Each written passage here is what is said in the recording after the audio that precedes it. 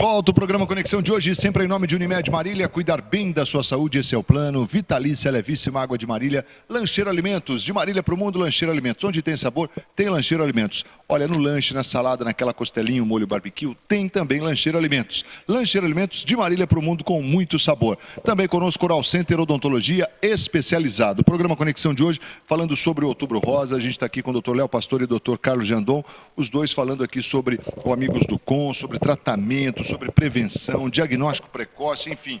E eu estou aqui com essa camiseta linda também, que é do Outubro Rosa, da Unimed. A Unimed está junto no Outubro Rosa, olha, cuidar de você, esse é o plano. Agora, tem aqui, leia aí para mim, doutor Léo, que eu não consigo fazer... Você tem muitos anos pela frente, muitos motivos para se cuidar. Apoiar o Outubro Rosa, esse é o plano.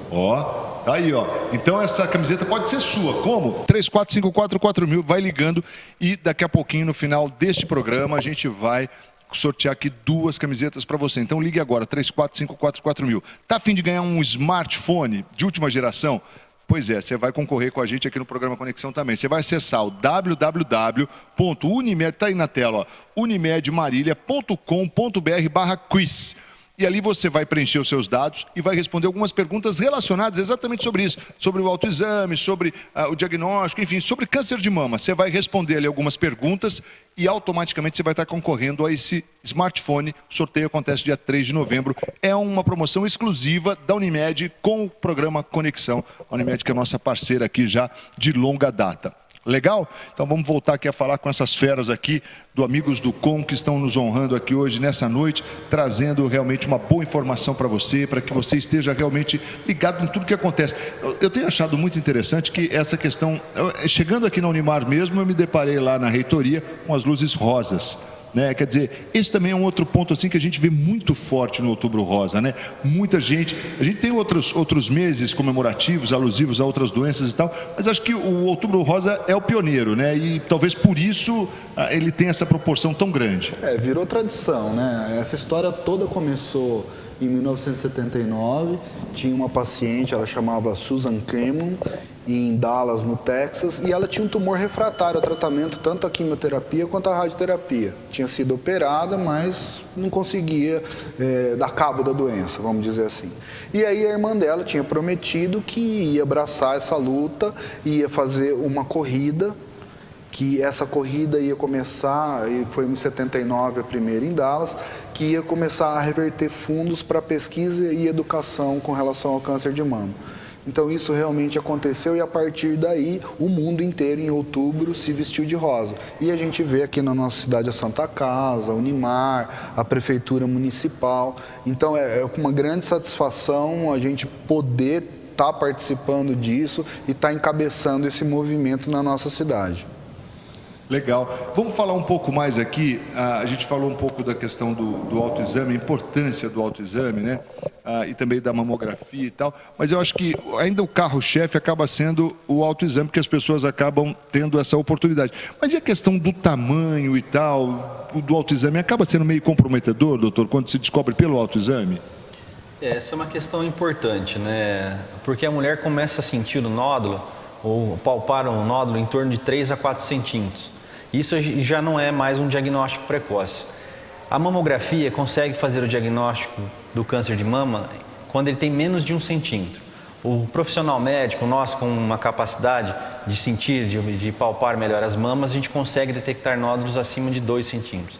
E a mulher, através do autoexame, 3, 4 centímetros. Não é o ideal. O ideal seria fazer o diagnóstico nas doenças subclínicas, ou seja, nas doenças que não apareceram ainda. Infelizmente, a gente sabe que as pacientes têm uma certa dificuldade e até limitação de fazer a mamografia. O ideal é que se faça o diagnóstico precoce em torno de tumores de até 1 centímetro. Nesses casos, a gente consegue fazer uma cirurgia conservadora, consegue ressecar parte apenas da mama, o que a gente chama de quadrantectomia, e você não tem a necessidade de fazer a retirada total da mama, a mastectomia. Quando há necessidade de você fazer a retirada total da mama, aí sim existe a necessidade de você realizar a reconstrução mamária, que é o que a gente também faz lá, como o Dr. Léo falou, na Santa Casa, inclusive pelo Sistema Único de Saúde, sem custo nenhum para as nossas pacientes. Então, as pacientes, elas dão entrada via Secretaria Municipal de Saúde, com suspeita ou diagnóstico de câncer de mama, elas são atendidas nos nossos ambulatórios, elas fazem todos os exames dentro da Santa Casa e se não tem um diagnóstico comprovado, a gente solicita a biópsia, é feito o diagnóstico do câncer de mama. A partir do tamanho do nódulo e também do status da axila, ou se saber se existe um comprometimento da axila ou não, é que se vai traçar o primeiro tratamento. Na grande maioria das vezes, o primeiro tratamento é cirúrgico. E aí depois é realizada a quimioterapia e a radioterapia. Algumas mulheres perguntam ou se deparam de algumas situações de realizar a quimioterapia antes da cirurgia. Nessa situação, infelizmente, o diagnóstico não foi precoce, são tumores de grande volume, de 5, 6, às vezes 10 centímetros, e ela chega para a gente, não é possível, não é a possibilidade de se fazer o tratamento cirúrgico de imediato. Ela vai para a quimioterapia, esse tumor reduz, né, existe uma diminuição do câncer de mama, e aí ele passa a ser operável, ou seja, ele é possível de ser ressecável. Aí a partir desse momento nós estabelecemos o diagnóstico, o tratamento, e aí sim propomos que tipo de cirurgia que vai ser feita. E a grande maioria das vezes, não invariavelmente, há necessidade de retirada total da mama e a reconstrução imediata. Aliás, essa questão da reconstrução imediata, que eu quero falar um pouco também, porque a gente percebe que isso traz diminui o trauma, na verdade, principalmente o trauma emocional, o impacto emocional, né, doutor? É isso? A reconstrução de mama, como o Dr. Carlos está falando, ela pode ser imediata ou tardia. A gente tem uma grande preferência, a escola do Humberto Veronese de Milão, de se fazer reconstrução imediata na grande maioria dos pacientes. E a gente faz em torno de 90% a 95% dos nossos pacientes. Então, a reconstrução para uma ressecção de um tumor inicial, como o Dr. Carlos falou, de um quadrante, a gente faz uma reconstrução com técnicas de cirurgia plástica. Então, eventualmente, por exemplo, semana passada nós fizemos um caso que a mulher tinha um câncer de mama abaixo do mamilo. Com técnica de cirurgia plástica, o Dr. Carlos fez a ressecção e a gente terminou e a paciente saiu da mesa cirúrgica como se tivesse feito uma cirurgia estética. Então, isso é uma grande satisfação. Em outros casos, com tumores maiores em que se faz a mastectomia, se faz a reconstrução com o uso de técnicas de retalhos de pele e músculo das costas ou com o uso de implantes, expansores ou próteses. E isso, a paciente consegue ser tratada e pelos artigos de qualidade de vida que a gente tem estudado, ela só volta a se sentir como ela própria de novo, depois de ter terminado o processo de reconstrução. A gente começa a reconstrução no momento da mastectomia do Dr. Carlos e isso vão mais pelo menos 2 ou 3 tempos cirúrgicos para a gente finalizar isso. Legal. Antes de a gente entrar na agenda aqui, eu queria falar de uma questão, o Dr. Carlos estava mencionando a forma com o que você acaba sendo encaminhado. Eu queria entender isso direito. Qual é o acesso, né, a porta de entrada do serviço lá na Santa Casa para o paciente? A porta de entrada para Marília e região ainda continua sendo a unidade básica de saúde do município. Então, o médico da unidade básica ou da unidade de saúde da família faz a suspeita de um câncer de mama, ele palpa ou ele vê uma mamografia alterada, ele encaminha a paciente para a Santa Casa. Se não tem diagnóstico ainda, aí a gente vai fazer a biópsia e também fazer o tratamento. Em alguns casos, não há necessidade de se fazer a biópsia ou o tratamento, como por exemplo nas patologias benignas. Nesses casos, a gente encaminha para o ambulatório secundário ou também de patologias mamárias, na unidade básica de saúde do Alto Cafezal. Então, nem todas as pacientes são encaminhadas diretamente para a Santa Casa. As que são realmente encaminhadas de imediato são pacientes com diagnóstico ou com suspeita clínica de câncer de mama. Aí, nesses casos, realmente a porta de entrada continua sendo a unidade básica de saúde e elas serão encaminhadas via Secretaria Municipal de Saúde para dentro do serviço. Nosso serviço chama Centro de Oncologia de Marília, ele é 100% do SUS e é onde nós fazemos todo o tratamento que é necessário. Somente a radioterapia, que ainda a Santa Casa não possui, que é realizado no Hospital de Clínicas, mas o tratamento cirúrgico da câncer de mama, o tratamento de quimioterapia, o tratamento às vezes de hormonioterapia, é todo realizado dentro do nosso serviço. Exames de imagem, de diagnóstico, tudo é realizado dentro da Santa Casa. Então a porta de entrada continua sendo as unidades básicas dos bairros, né? Os médicos fazem a suspeita clínica, encaminham. Algumas situações são priorizadas, quando tem um diagnóstico, a pessoa já fez um diagnóstico em algum lugar, em algum outro serviço, aí nessa questão as mulheres passam na frente das outras e aí chegam mais rapidamente com a gente. Infelizmente esse trâmite às vezes passa a ser um pouco longo, às vezes passa de 6 meses alguns casos, mas não é habitual. O que a gente vê a partir do momento que se faz um diagnóstico do câncer de mama é que a gente obedece o que a lei determina. No máximo 60 dias essas mulheres são tratadas, elas são operadas ou entram em quimioterapia. O grande problema é iniciar o tratamento ou ela chegar, que isso às vezes tem alguns gargalos e demora um pouco para chegar ao nosso serviço. Doutor, vamos falar um pouco da agenda programada aí para essa, aliás, para as 2 semanas aí, né?